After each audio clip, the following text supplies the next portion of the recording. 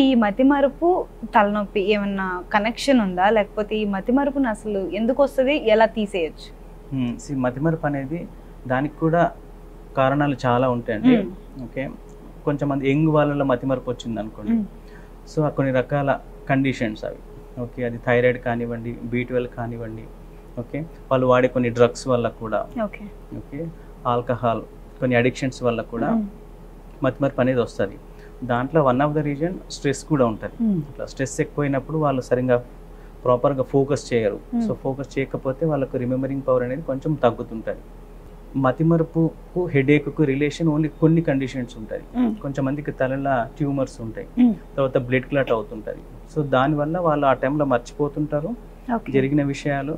తర్వాత వాటితో పాటుగా బ్రెయిన్లో ఉన్న ప్రాబ్లం వల్ల హెడేక్ కూడా వస్తుంటుంది. అట్లా మనకు మతిమరుపు వస్తుంది, హెడేక్ వస్తుంది అంటే అది చాలా ఇంపార్టెంట్ కండిషన్. మనం ఇమ్మీడియట్గా హాస్పిటల్కి వెళ్ళి డాక్టర్ని కలిసి స్కానింగ్ తీపిస్తే దానికి అలా కారణం అనేది తెలిసిపోతుంది. ఓకే, బట్ జనరల్గా మతిమరుపు అనేది మనం ఏజ్డ్ వాళ్ళలో చూస్తుంటాం, అంటే 60 ఏళ్ళ పైబడిన వాళ్ళలో చూస్తుంటాం. ఓకే, అది దానికి ప్రధానంగా మనం మతిమరుపులో మెయిన్ టైప్ ఏంటంటే ఆల్జీమర్స్ డిసీజ్ అంటాం. మెయిన్ ఏంటంటే వాళ్ళు మర్చిపోతుంటారు. మర్చిపోవడం కూడా రీసెంట్గా, అంటే ఇప్పుడు తిన్నది కానీ, ఇప్పుడు ఎవరైనా కలిసింది కానివ్వండి, తర్వాత తను తిన్నడా లేదా, స్నానం చేసిందా లేదా, ఓకే, ఎవరిని మీట్ అయిండు, అది ఇమ్మీడియట్గా జరిగి అంటే ఈ ఫ్యూ అవర్స్లో జరిగిన విషయాలు అనేది వాళ్ళు మర్చిపోతుంటారు. లాంగ్ టర్మ్ గుర్తుంటాయి వాళ్ళకు. తర్వాత స్లోగా అది పెరుగుతుంటుంది. వాళ్ళ యాక్టివిటీస్ తగ్గిపోతుంటుంది, దేని మీద ఫోకస్ ఉండదు ప్రాపర్గా.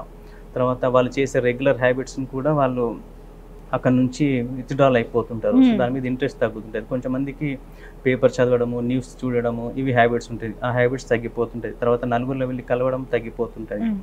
ఓకే, తర్వాత క్యాలిక్యులేషన్స్ అవి తగ్గిపోతుంటుంది. సో దేని మీద వాళ్ళకి ఇంట్రెస్ట్ ఉండదు, బయటికి వెళ్ళాలనిపోయేది, ఒకటే దగ్గర కూర్చుంటుంటారు. సో అట్లా సో వాళ్ళ యాక్టివిటీస్ అన్ని తగ్గిపోయి తర్వాత వాళ్ళు తన క్లోజ్ ఫ్యామిలీ మెంబర్స్ని మర్చిపోతుంటారు. తర్వాత వాళ్ళ ఈవెన్ ఇన్నర్ ఫ్యామిలీ మెంబర్స్ని కూడా మర్చిపోతుంటారు. లాస్ట్ స్టేజ్లో వాళ్ళ పేరు కూడా వాళ్ళు మర్చిపోతుంటారు. అంటే స్టేజెస్ వైజ్గా అది స్లోగా పెరుగుతూ ఉంటుంది. అది దాదాపు 7 నుంచి 10 years వరకు పెరుగుతుంటుంది. ఆ తర్వాత బాడీ మొత్తం వీక్ అయిపోయి, బెడ్ రిడెన్ అయిపోయి, అక్కడ నుంచి యాస్పిరేషన్ అయిపోయి లైఫ్ రిస్క్ అనేది ఉంటుంది. అదే చిన్నపిల్లల్లో వచ్చింది అనుకోండి, చిన్నపిల్లల రావడానికి ఇన్ఫెక్షన్స్ రీజన్ ఉంటుంది.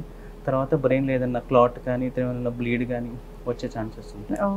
అంటే మనకు చిన్నపిల్ల వచ్చిందంటే మనం డెఫినెట్గా బ్రెయిన్ స్కాన్ తీసుకొని ప్రాబ్లం అనేది ఐడెంటిఫై చేయాలి.